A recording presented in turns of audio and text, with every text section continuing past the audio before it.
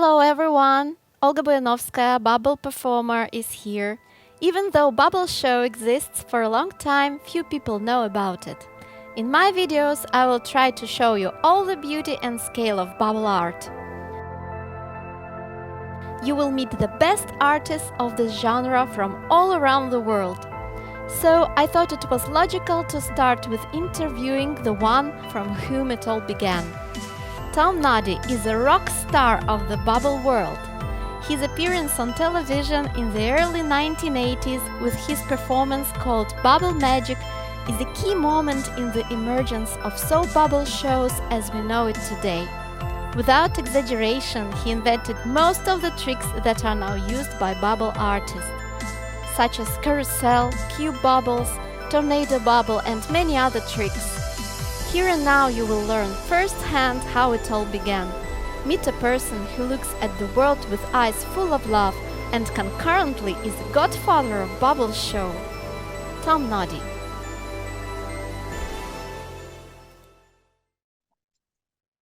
Okay, we start. Yes, I'm so glad. I'm so happy.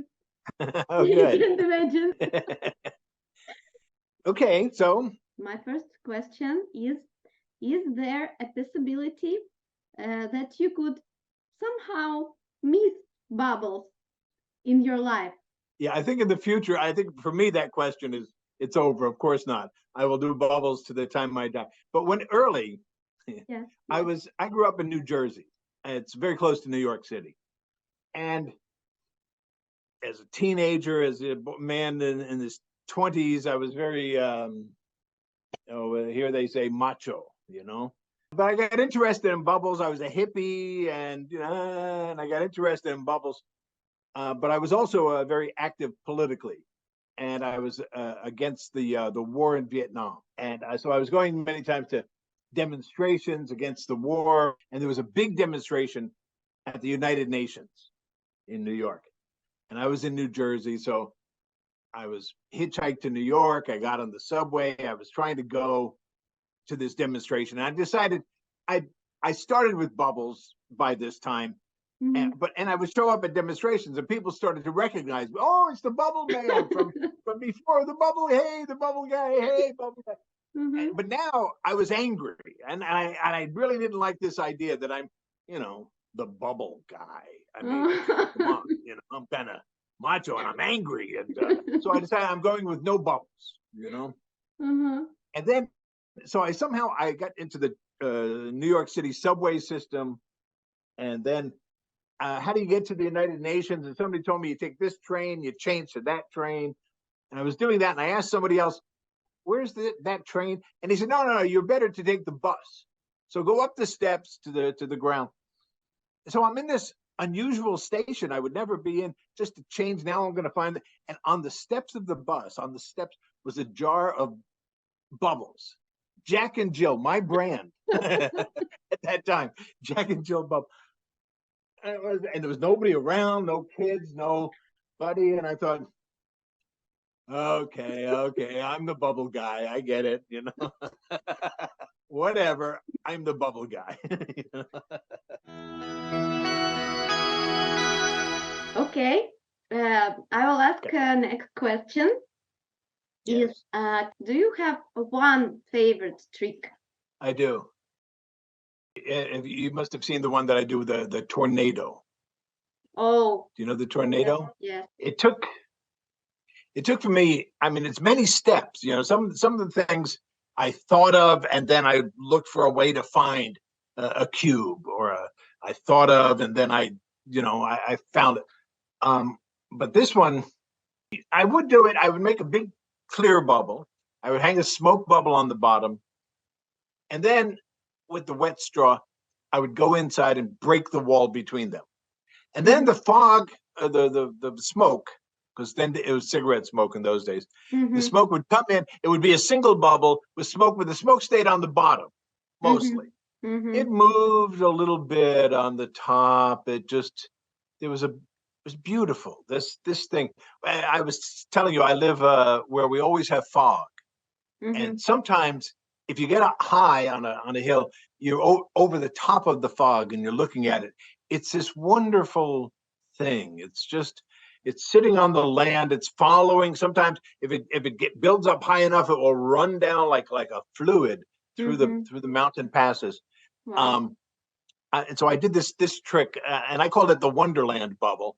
I went on national television in America, the biggest show in America, the Tonight Show with Johnny Carson, 1982, maybe 83.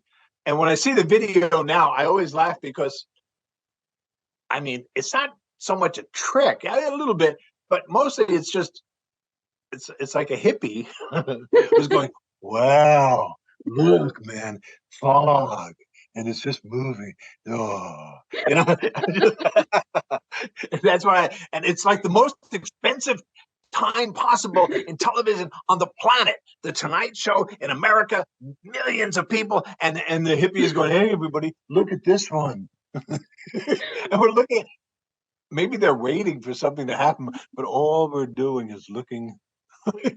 I love that.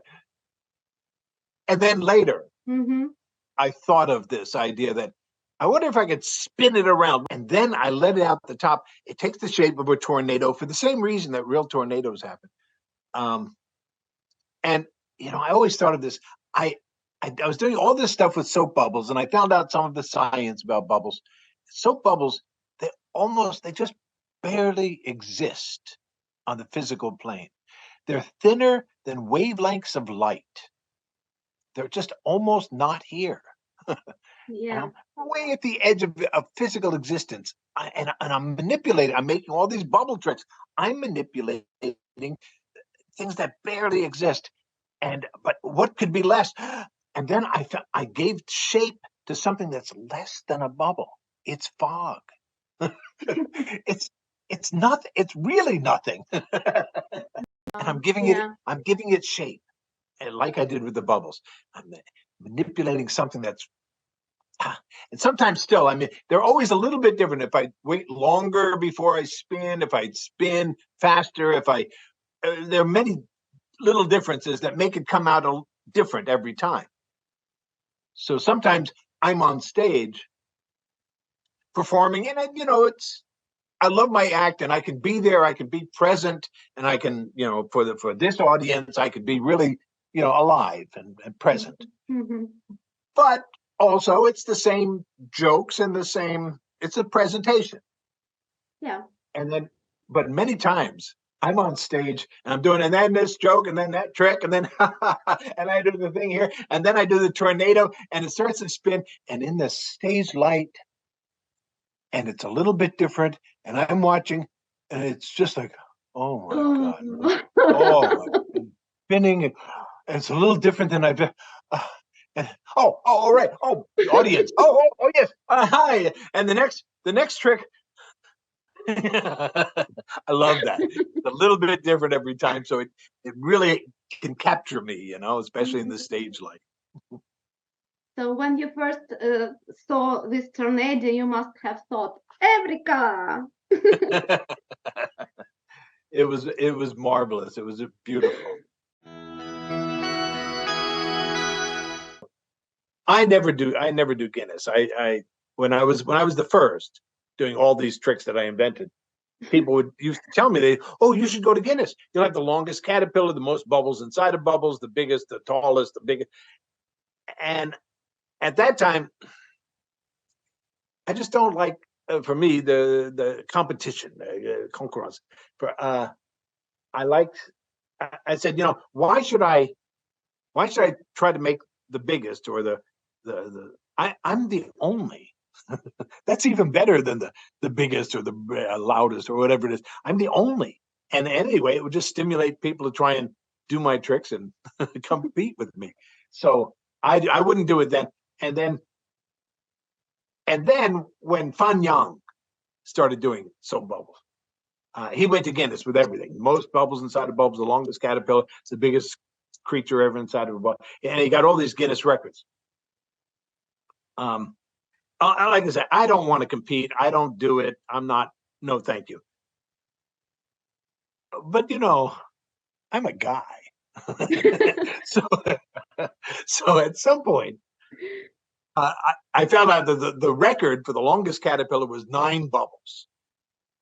Well, normally I start my show with a caterpillar. I always use it first because it helps me to feel the air, see the wind, watch the, and it's got a number to it, so I can just get what the room is like. But typically I start with 8 because it's time to move on. I can break it. The pace of the show is more important than the numbers. But when the record was 9, I didn't say anything. I didn't call Guinness. I didn't tell the audience. But I always started with 10 from then on.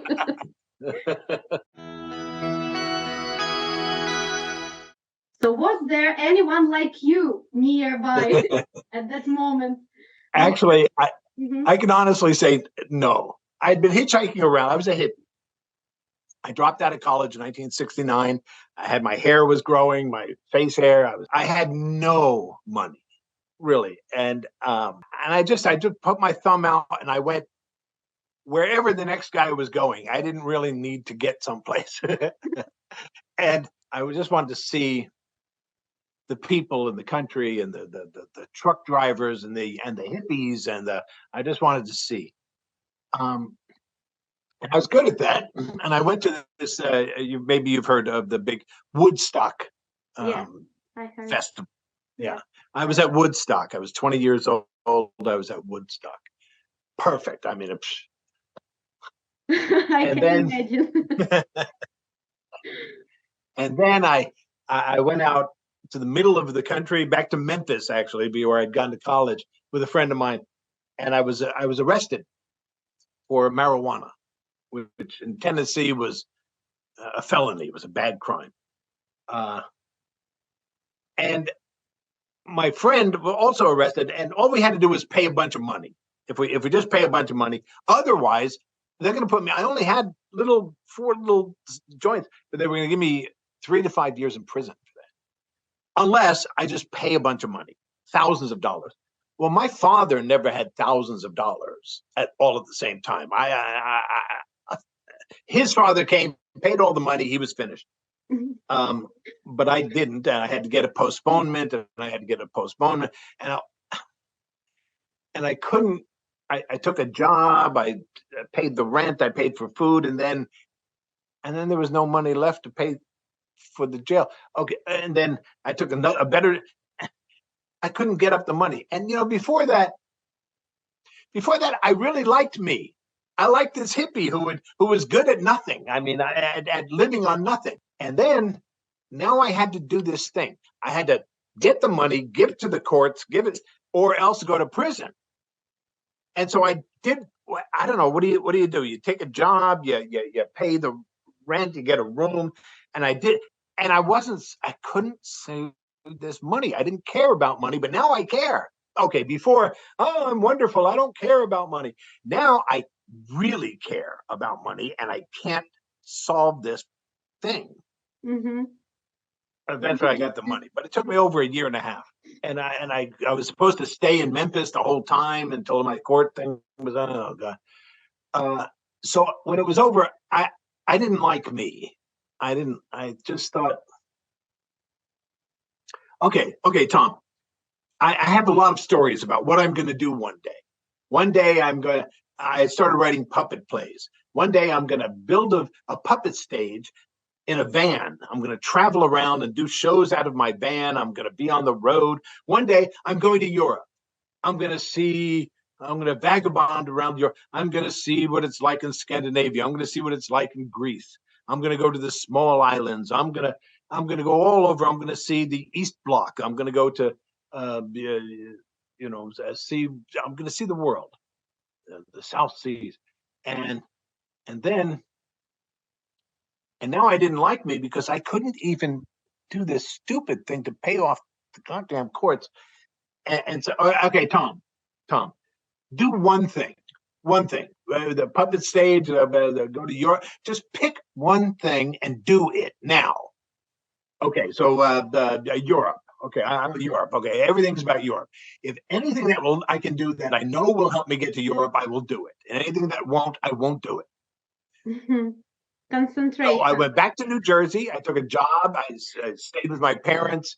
I took a job in a factory, stupid job, first job, any job. And the day that I took the job, I got a calendar and I flipped the pages and I circled the day I would quit this stupid job. I'm not coming back to New Jersey to be a factory worker. That's for sure. Okay, I'm still a hippie. I'm still going to go out. I'm still going to, but first I'm going to do this one thing. And so, okay, so I'll work every day. I'll work, as a hippie, I was never a great worker. But okay, now I will. I'll work. I'll do all the work.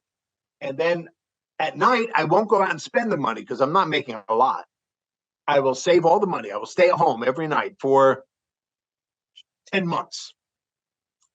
And so I had to entertain myself at home. So I wouldn't, my friends would call up and no, I'm not going out. I save the money.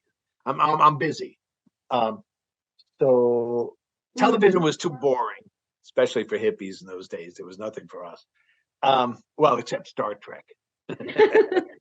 So I would work every day. I'd get a little high when I got home. I'd Star Trek if it's on. And otherwise, I got this idea. When I was a kid, when I was 9 years old, I had a yo-yo. Mm-hmm. Some kids who were 9 years old could do a lot of tricks with a yo-yo. Loop the loop, round the world, rock the cradle, blah, blah, blah, over the fall, spaghetti. But I wasn't one of those 9-year-olds. I could loop the loop. I get up and down, but I couldn't do all these tricks. But now I'm 21. I can figure out a stupid yo-yo. Come on. I'm smarter. I'm more coordinated. So I came home every night with the yo-yo, every night for hours with a yo-yo. And my father was like, Jesus Christ, you're 21. You got a yo-yo? What's the matter with you? But I got really good with the yo-yo. And then I got bored because, I was 21 and it was a yo-yo. So he was right about that. But it worked. It kept me home because I had a challenge, So I thought of another toy. The wooden paddle with the elastic and a little red ball. Babbida, babbida, babbida, babbida, babbida, babbida, babbida. My father said, Jesus, this thing's really stupid. He said, go back to the yo-yo. I could bounce it off of something, but babbida, babbida, babbida, babbida, And then I got bored. And that's when I thought, what about bubbles? What do you do with bubbles? There aren't any bubble tricks really, like there is with a yo-yo, but there's I guess you make like a big one, and then I guess you make like a bigger one than that, And so I got the bubbles. It wasn't a good idea, but until I think of a good idea, I'll get some bubbles. And I came home every night, and I just never got bored. They were gorgeous. Okay, it was the 70s and the colors were beautiful. And I was just really into the bubbles. And my father he wouldn't even look at me. Bubbles, Jesus Christ. And so you asked if there were people that supported me. No, my friends thought I was an idiot. My father thought it was just he couldn't even look at me playing with bubbles. His grown son with bubbles. Oh my God. And even me, when I went to the demonstration, I told you I was embarrassed that people were calling me the bubble man. I mean, come on, I'm a tough guy as the bubble man. I wasn't a tough guy actually, and I just forced myself into this. I had a date for quitting the job. I wasn't going to do this forever.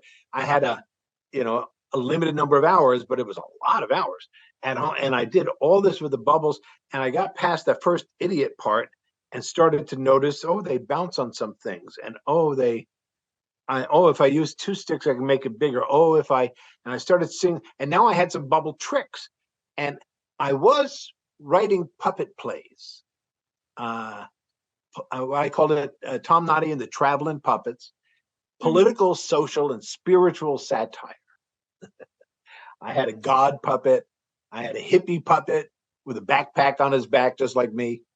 I had, and I had these plays that were kind of smart. They were satire. There was for college audiences. They were smart and they were counterculture. and people liked it. I would go to Central Park in New York on the weekends and do shows with my puppets. But I noticed early on, I would bring the bubbles because I only had a couple of tricks. But if the wind didn't blow when I was outside, I could pull off a couple of tricks. I'd blow a smoke bubble and bounce it on my arm, and bounce it on my other arm, bounce it on my knee, and bounce it back and forth like a hacky sack. And I wouldn't even look at people, and they would call each other, "Hey, come here, watch this guy, watch this thing, watch when they break the smoke, what is it?" And now there was a crowd watching me, and I was not good at street performing. You have to stop people who they didn't come to see you. They're just walking by, and you have to say, "And hi, everybody, stop what you're doing. Look at me." You really have to put it out there. And I couldn't do that. I was for these people going by. I was, "Excuse me, does anybody want to see? I have a show." New York City, nobody comes to that, But if I ignored them, if I just bounced the smoke bubble, and then people would gather, and then when I did the volcano, it gets this wonderful reaction. It's kind of a laugh, but it's also kind of a ooh, because it's pretty. But it's that it's that one sound, but it was one sound, and collectively 12 people who have been watching me made this one sound together. And as soon as they did that, well, then I wasn't shy. They were no longer passersby. They were an audience. And I just never have had a problem talking to an audience. As soon as they collectively made one sound and I thought of them as an audience, it was, "And now, folks, for Tom Noddy and the Traveling Puppets, political, social, and spiritual satire with puppets. It's my hippie puppet. He'll backpack on his back. He'll join us." And I go right into my show. Next play, next play, next play. So the bubbles would gather a crowd for me. I only had a few bubble tricks. And actually, even the ones I was learning at home, I couldn't do because there's a little bit of wind and I've got nothing, They take the bubbles away. But more and more, I had more and more bubble tricks that came into the Tom Noddy and the Traveling Puppets show. And then when I quit the job and I went to Europe, I had my puppets, I had my bubbles, and I had a show I could present. But I still didn't have enough bubble tricks for it to be a bubble show. I really needed the puppet. When you were inventing tricks, it was a thinking process. It was not enlightenment. Yeah, it was both of those, especially in the beginning. It was because in the beginning, I thought I knew what I was doing. I'm trying to make a big bubble. Okay, I didn't have the big string things and hoops that people use now. It was just the normal bubbles that they sell in America for the children. In fact, when they were first selling it, both ends looked like this, just a simple little circle, Oh yeah. So I would blow the bubble, I would let it go in the air, and then I would dip the bubble, the wand back in, and I'd catch the bubble before it hit the ground. And then I would break it with a dry finger. I would break the opening and blow more because now I have more liquid, so I could get it bigger than any single dip. Yeah. So my best trick in the beginning was a triple dip, and I made bubbles bigger than any of my friends had ever seen. Bigger than a volleyball, but nobody had ever seen bubbles that big before. And then one of the brands of bubbles came out with the wand that had deeper ridges on it. Little ridges that holds more liquid. So that made even bigger bubbles. And then when it got really big and I would take my breath, as soon as I stopped blowing in, the bubble wanted to fall because now they're heavy. And I had to come back in fast before it fell, but not hard. Fast, but not hard. Because if I blow too hard, it's going to fall. It's going to blow it off the wand. And so I got good at, while it was getting heavy, I'm holding it up with my breath. I'm blowing the bubble this way. And then take my breath and start again. And I have to keep being fast, but not hard. It's this inane skill. I'm still good at this. It's not important for anybody ever to be good at this, but I am.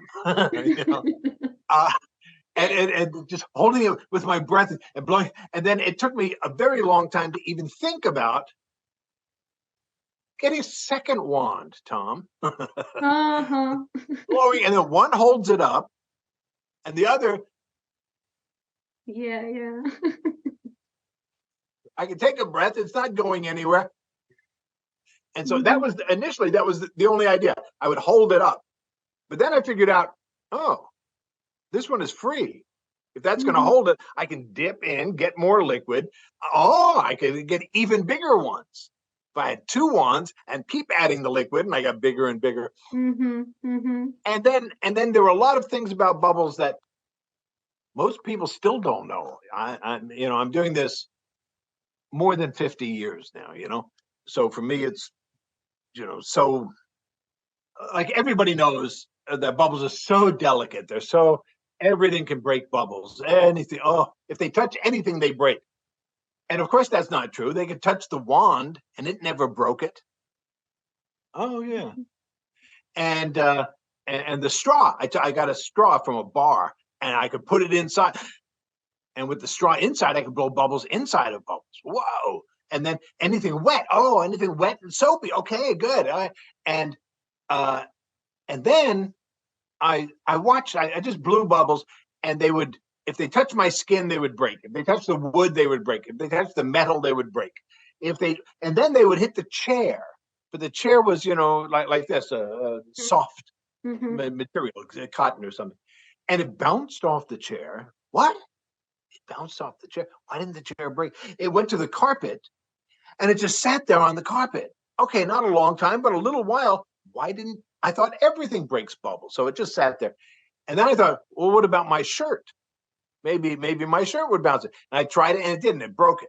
And then Mhm. I tried a different shirt and found out that, I could bounce a bubble on Uh-huh. my shirt. So that was a trick I could.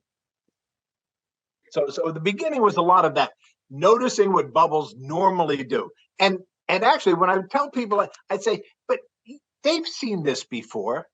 This isn't, oh, it must be special bubble stuff because it bounces. And no, look at your house, the bubbles you have and your children are playing with. You blow them out. If they touch the wood, they break. If they touch the carpet, they don't break right away. Mhm. It's just something that bubbles do. But you stopped looking when it went down. You went, oh yeah, and then they break. No, look at it. Look at them. And I think at first it was a lot of that, just noticing what the bubbles already do. It took a while before it was my thinking about what I could do. Oh, if I put 6 bubbles around one of them, then it's going to be a cube. I'll fill it with smoke so I could show them the things but that took thinking. That's when I was, okay, so maybe if I spin it first, all these other questions came after. Initially, it was just discovering what the bubbles were already doing, and nobody would seem to be noticing. They were bouncing off of the cotton always. So this is quite similar to how people, I don't remember this word, who do tricks with cats in the circus. How they make these tricks. They take cats and they observe Yeah, what these cats do, what is interesting in their behavior, and then they think, how can they use it? yeah. That's brilliant. They would have to do that. They can't teach the cat to act like something else but the cats are already doing something. Point to that and say, oh, look, I did that. Yeah, yeah.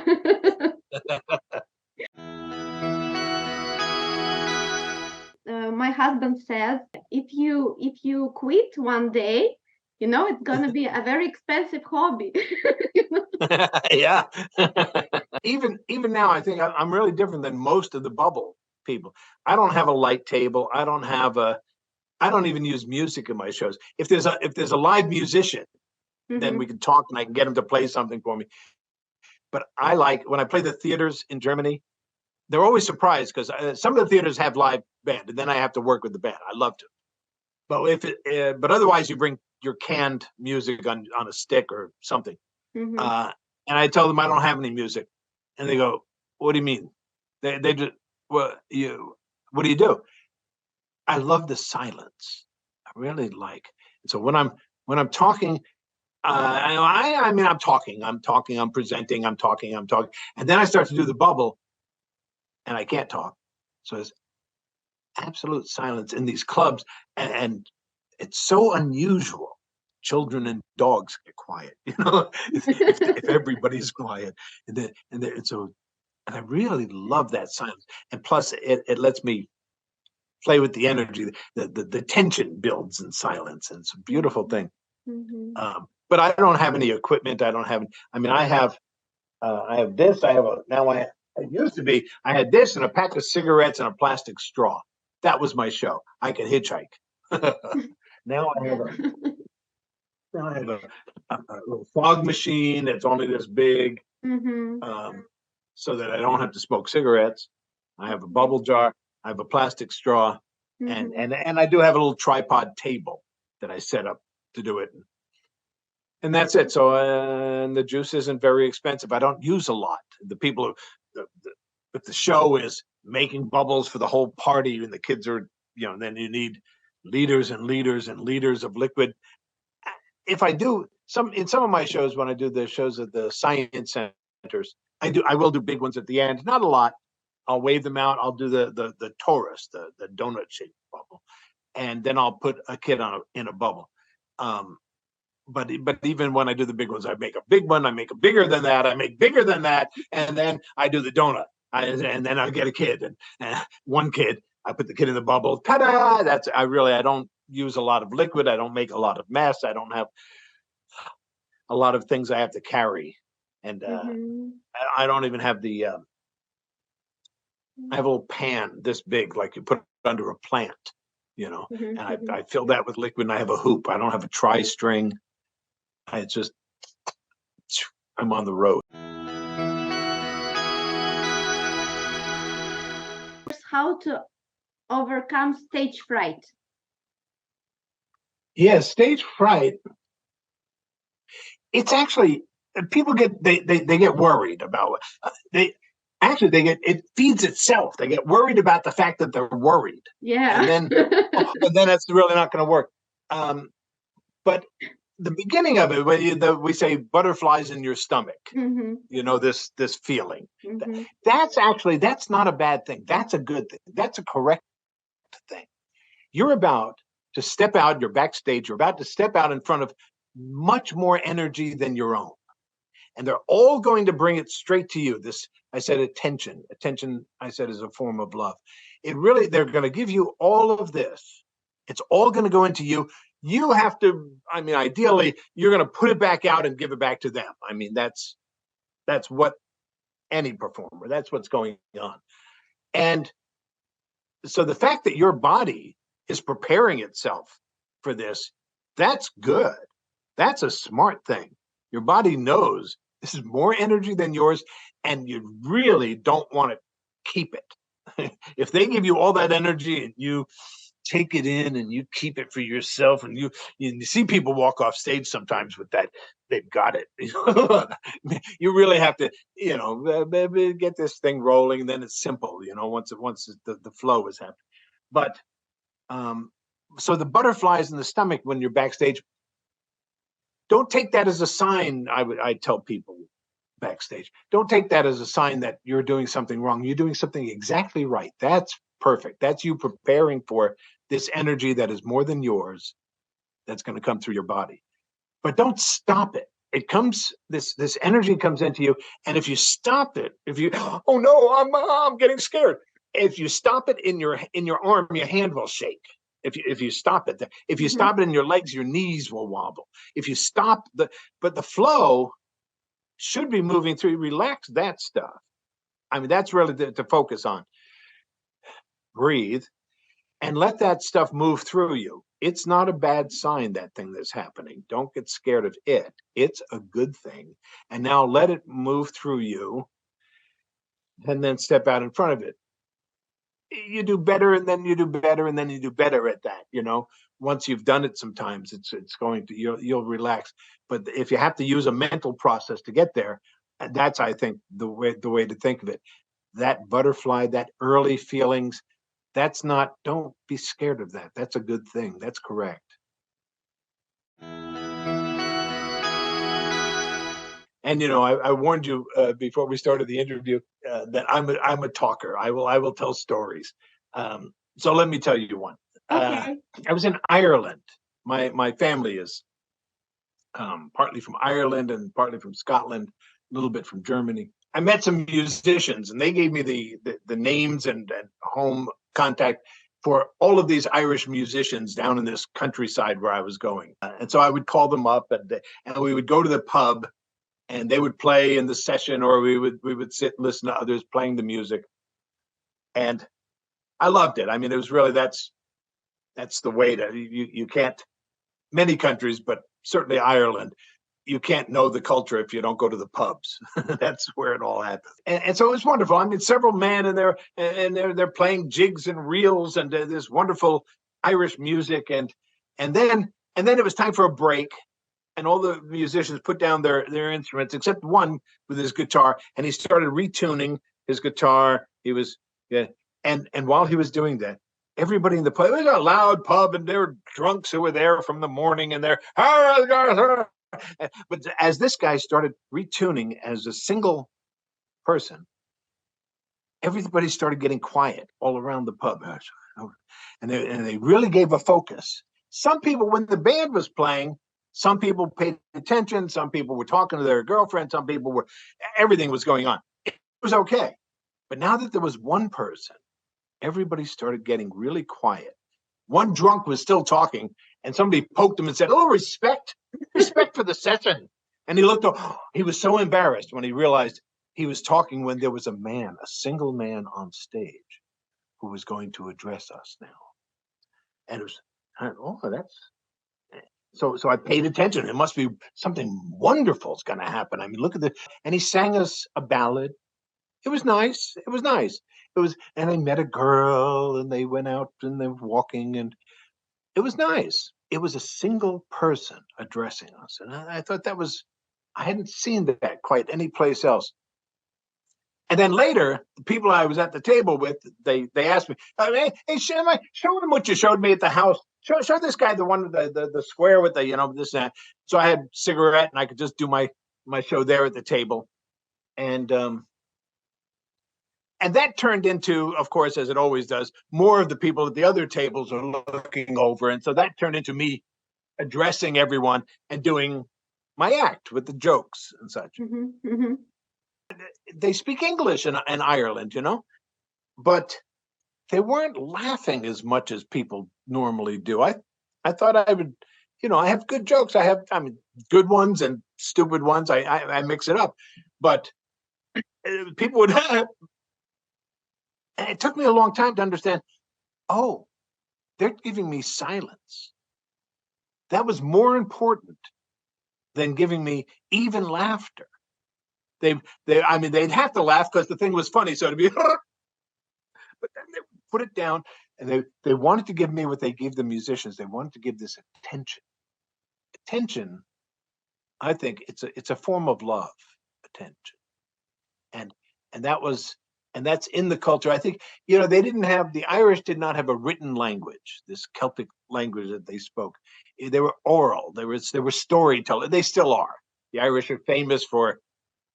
I mean, I went out of my way to ask somebody for directions to places I knew how to find. I didn't need it. I wanted to hear him tell a story. You want to find? You go down here, and you see that greenhouse on the left. There used to be some people living in that house. Now the boy was okay, but the girl, she was the strangest. And you're going to get a story before you ever find out directions.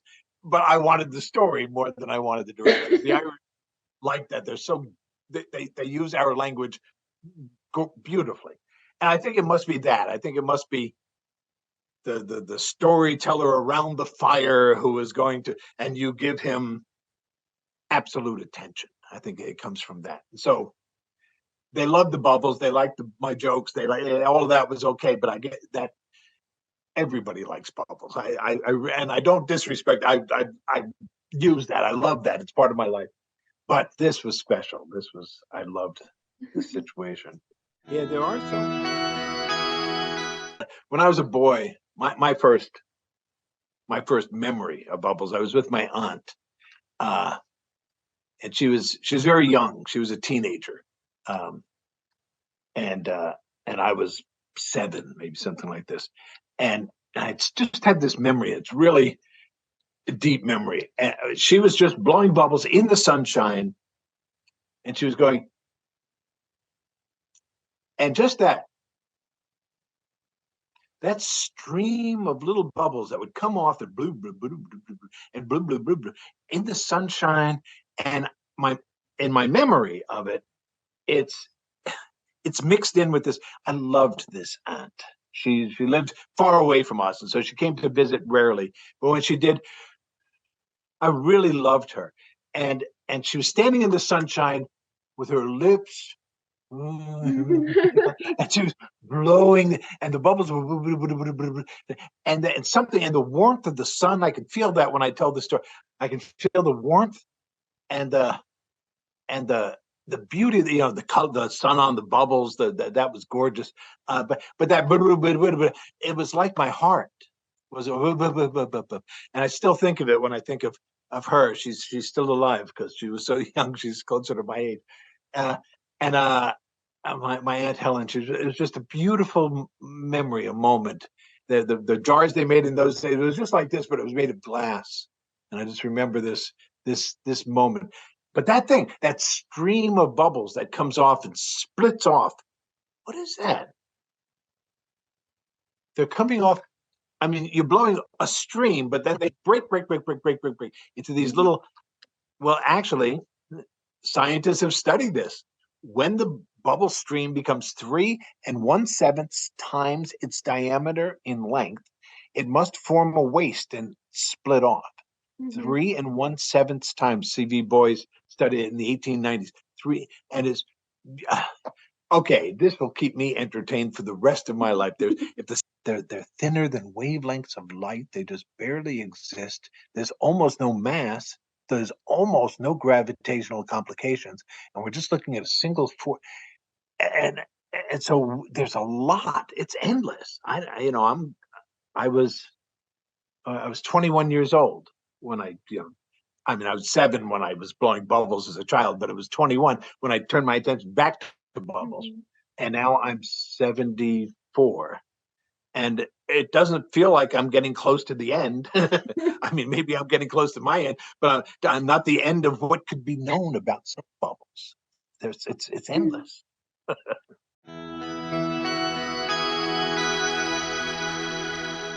Absolutely.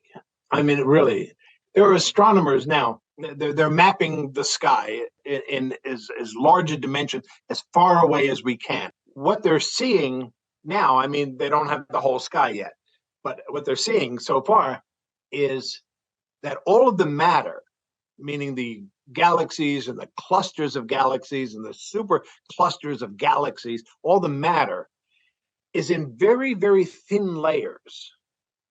And then after that, there's a great void, a great nothing, and then another thin layer, and then great voids. And they tried to explain that to people by saying, it's like the bubbles in your sink. And I actually had to call them up. It's an analogy. It's a metaphor. And of course, it doesn't have to hold up perfectly. It's an analogy.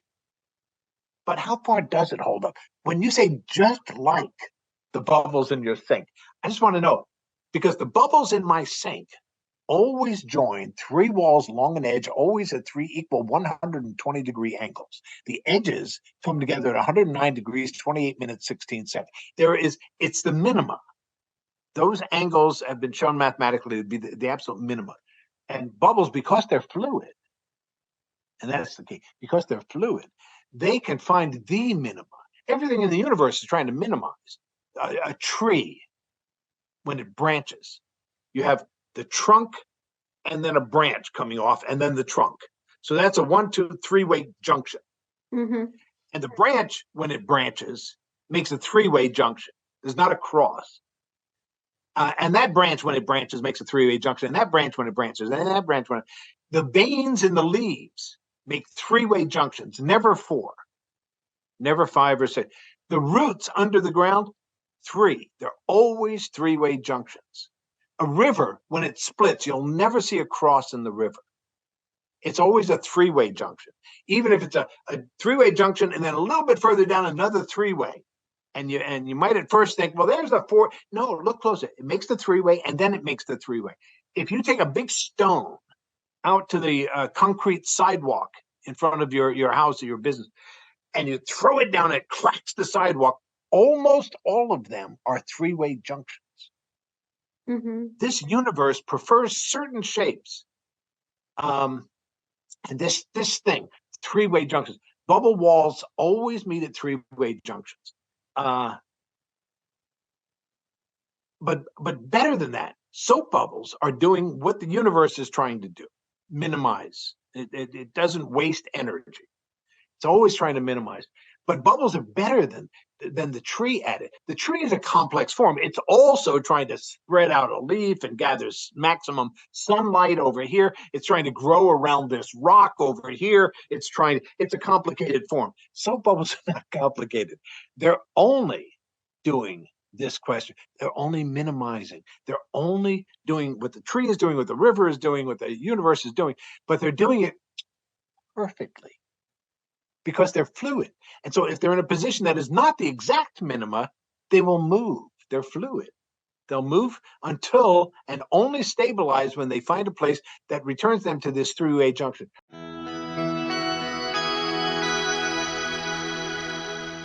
If I spend time with bubbles when I'm alone, when I don't have an audience I'm entertaining, my interest is in the geometric shapes. I found the cube, then I found the tetrahedron. I could change a tetrahedron into a triangular prism, and then change that into a cube, and then change that into a pentagonal prism, and I can do a dodecahedron. And then I read about Lord Kelvin. Lord Kelvin proposed the ideal shape for uniform froth. He wanted to know, here's the thing. In those days, they believed that space could not be a vacuum because they proved that light is a wave phenomena, not a particle. That was the big question. Is it a particle? Is it a wave? And then they proved that it's a wave. Well, actually now they proved that it's a wave and they proved that it's a particle. Light is weird. That's what's happened. But at that time, they didn't have the second part. They only knew they proved that light's a wave. So if light is a wave, then how does the light from a distant star or just from the sun, how does that light get through space to Earth? Because a wave is not a thing. It's the way that a thing moves, right? They need a medium. So space must be the medium. And a vacuum is the absence. I mean, that's not a medium. A vacuum is nothing. Okay, it's the 1870s. They can't go up to space and get some, but they want to know, what is this stuff in space? If it's an element, the ether, they call outer space, is filled with something, let's call it ether, like the Greeks. What shapes would it be? Well, not every shape will fill three-dimensional space with itself. A cube, you can have a cube and you can put 6 cubes around it and more cubes if you want. And they'll fill all the space. There's no gaps. But cubes are very inefficient. They use a lot of surface to contain a volume. A sphere is ideal. A sphere uses the least amount of material to enclose a given volume. But spheres, they don't stack. They leave gaps. Put marbles in the sink, there's gaps. Okay, so it's not a sphere and it's not a cube, let's say. Okay, so Lord Kelvin asked, what's the minimal shape possible to contain that will fit with itself, that will stack? And the answer is, we don't know. This is the plateau problem. It's not solved mathematically. We have no proofs for finding a minima. There are no mathematical proofs. So, but Kelvin is brilliant. He was using the world of science, like we now use the internet, where you kind of ask everybody, does anyone know this thing? And you kind of crowdsource the question, we say now. So he crowdsourced among the world of mathematicians, and he wanted to know, Kelvin proposed a shape. it's called a truncated octahedron. 14 faces, 8 hexagons, 6 squares. It will stack with itself. If you had one here and you had 14 more like it, they could all push together and stack just like cubes. And it's pretty efficient. It's much better than a cube. It's much better than any other shapes anybody was aware of then. So Kelvin proposed this as the ideal shape for uniform froth. But he asked, can anybody find a better one? He suspected there was a better one and somebody would try and break his idea. And so other people looked for it. And what about, because if you actually can propose one, then we can measure.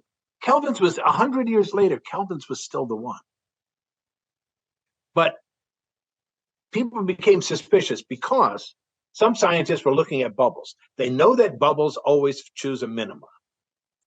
And the way they were doing it was they were looking into foam, into suds. One guy, an American guy named Matsky in the 1930s, he took binocular dissecting microscope and he made 2,000 bubbles, all the same size. He had a hypodermic and he measured out air and made 2,000 bubbles. And then with the binocular dissecting microscope, he looked at the center cluster of 600 bubbles and he wrote down the shapes he found.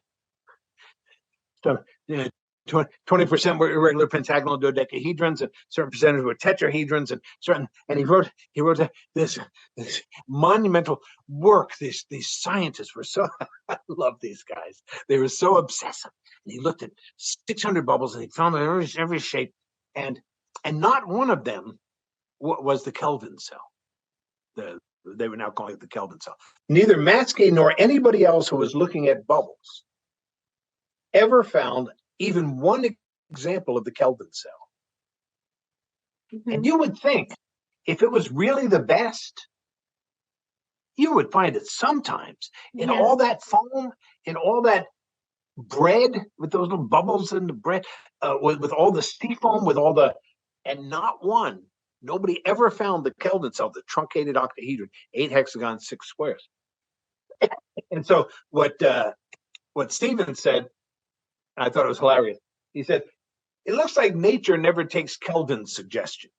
I thought that's hilarious. That's really funny. Go Stephen. That's funny. But the more I thought about it, I thought, oh, wait a second, never? Okay, the guy looked at 600 bubbles. It's a lot of bubbles for a guy. He made 2,000. That's a lot of bubbles for a guy. There are other people that look too, and none of them ever found, but it's a lot of bubbles. I mean, the last time I did the dishes, I made millions of bubbles. It was just me. All those bubbles out there. And we looked at 600 and we said, never. Okay, I have a better system.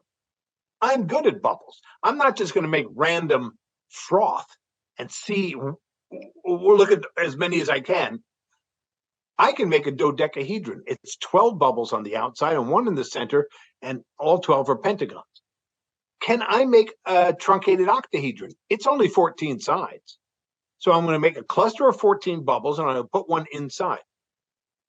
Okay, when I found the cube, there's only one place for if you put 6 bubbles together in a cluster and they're kind of the same size and they touch each other and you put a straw inside and you blow, you don't have to be careful even where you blow. If you blow, it's going to find the center.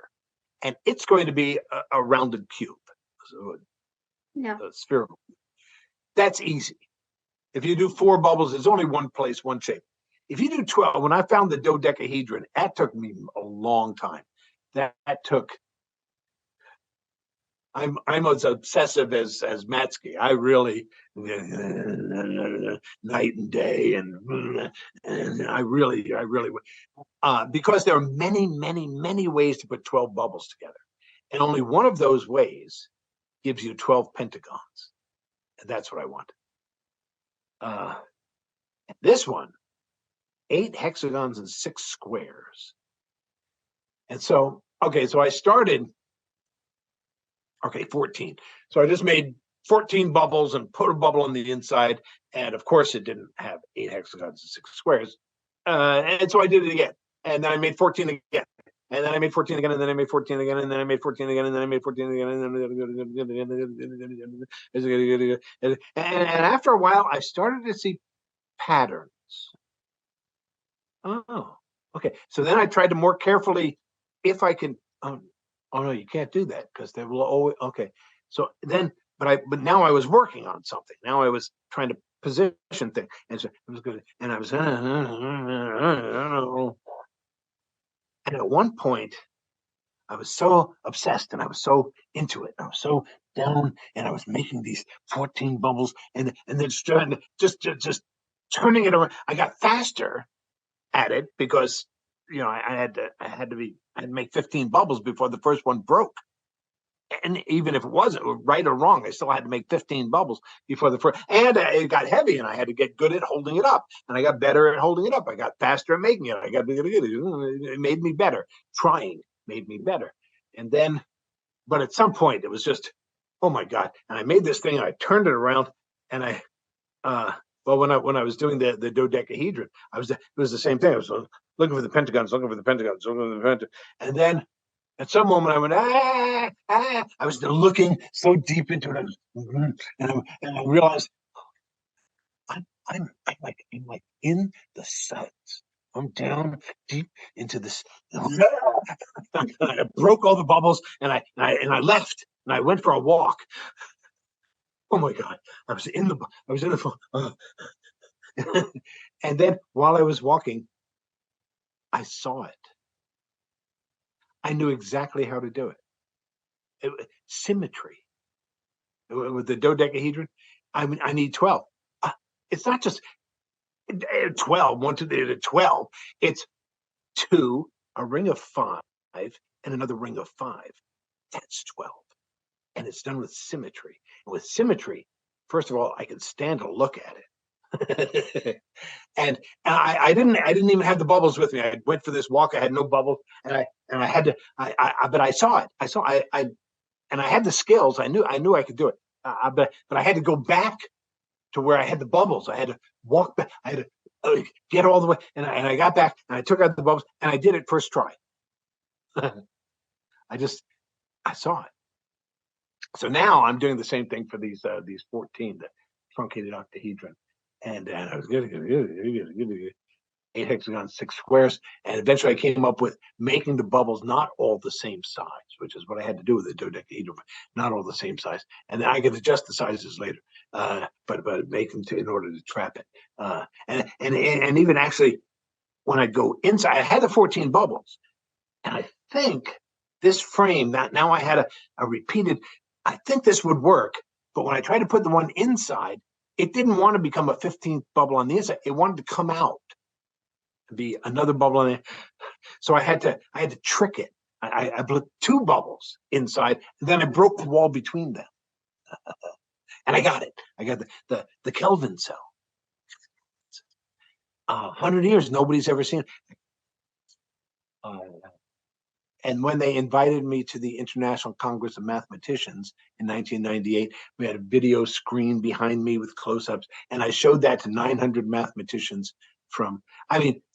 Only some of them are working in the field of minimum and maximum and stuff where this even has any meaning to them. But first I did my act jokes, and then I talked about shapes, and I showed some of the shapes they were really interested in. And then I did the Kelvin cell. And when I said, and Kelvin and Matsky, blah, blah, and some of them were going, yeah, he's right, that's true. Telling the others that didn't know, the Chinese, these from all over the world. And then I showed the Kelvin cell to these guys. And then they invited me to mathematics conferences and many other places after that. So that was a goal. That was a dream, to find the Kelvin cell. And having found that, I found other shapes. I found a shape that's called the Great Rhombi Cuboctahedron. Actually, that wasn't a dream. I was just trying to do symmetrical things to a cluster of bubbles. And I got one that had 6 octagons, 8 hexagons, and 12 squares or rectangles. And with these shapes in mathematics, you could build a name for things. They use Greek, and they can build a name. But some of them are so regular that they have names. They've been named.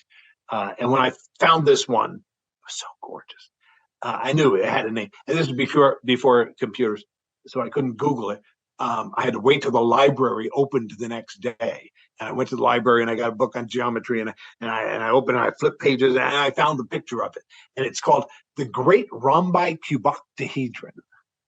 And I told my girlfriend, it's the great, and she said, "Who was the great Rhombi?"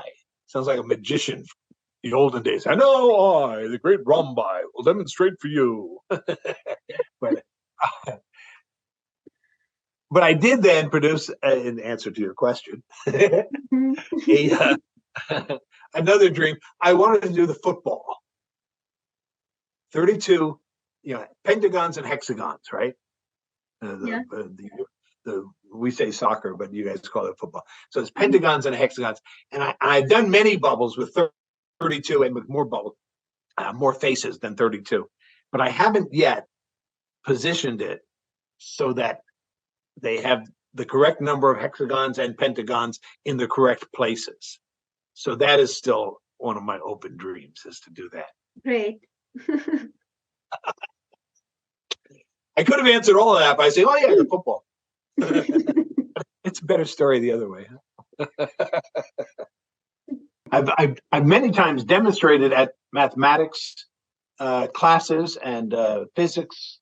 Right now, at the end of this month, they've invited me as the keynote speaker at the Northern California and Nevada Physics Teachers Convention. I've done their national conventions before. I was invited to the International Congress of Mathematicians. That's where they give the Fields Medal, which is like a Nobel Prize for mathematics. And they invited me in Berlin in '98 because I could show bubble forms. Bubbles, as you know, are very important in the world of mathematics and physics and architecture and biologists and chemists. And I've never met a scientist whose field couldn't make use of bubbles at least as a model, but sometimes very more directly than just a model of astronomers even have used to show bubbles as their models for things that are happening. But so I've more often, I wouldn't say taught, but demonstrated for mathematics teachers or students.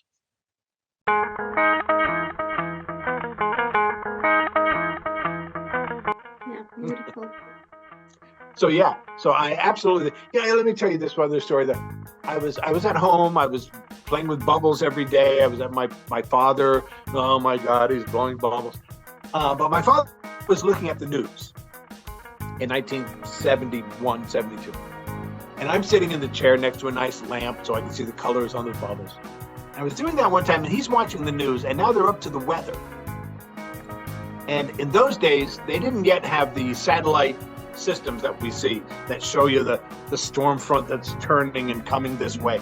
They didn't have that yet, but they had the beginning of that. They had satellite photos. They had several pictures taken in sequence. I was just staring at these bubbles. I was looking at the colors. And as you know, the different colors on bubbles are different thicknesses of soap film. And so the blue swirl is now moving through the orangey plane. And I was just looking at those and the shapes, the kind of paisleys, the kind of spirals, the kind of certain shapes that bubbles do and if you light it really well, you can really watch a movie of this on the bubble. And then looking through the bubble, I saw this thing on the television that the satellite photos was showing the weather systems making precisely the same kinds of shapes. And I realized, oh, of course, because the troposphere, where all the weather happens, all the moisture in our atmosphere is in the troposphere. And it's a very, very thin layer of atmosphere. And all the weather is happening in there. And it's a very thin film in sphere form, and it's moving around. And of course, it's assuming the same shapes as the soap bubble colors are, which are different things. It's the same thing. And it was the first time that it occurred to me that, oh my God, these are not just children's toys. This is how that works. I'm looking, this is that. And that was before this thing in space where they went further. I thought that was grand. The biggest possible system, the entire Earth. And the Earth ain't nothing. All of the planets are spheres. Soap bubbles are spheres. All of the stars are spheres. Soap bubbles are spheres. For the same reason, one force acting to minimize will choose the most economic shape in nature, which is a sphere. It must. It will find that shape. If it can, and if it can't, like those giant bubbles that you guys make, then it'll stay in motion. It will never settle because it's continuing to try and take that sphere shape. And if it has to, change shapes as it's moving through the air resistance and stuff, then it will never get there because it's still trying to make the sphere. But it's the same. It's one force. Okay, the forces are different. In the case of the planets and the stars, it's gravity. Gravity is so important to all that matter that the electrical forces, which might distort it, are minimal. They're negligible. They don't count. They're still there, but they don't matter to the shape of the planet. It's gravity. It's the overwhelming force. In soap bubbles, it's almost no gravity. It's minimal. It's negligible. It doesn't count. And so again, we're looking at one force. And one force acting to minimize finds the sphere. Different forces, but the same result. It's trying to find this minimal shape. And so a single bubble in the air is always a sphere, or it's trying to be one.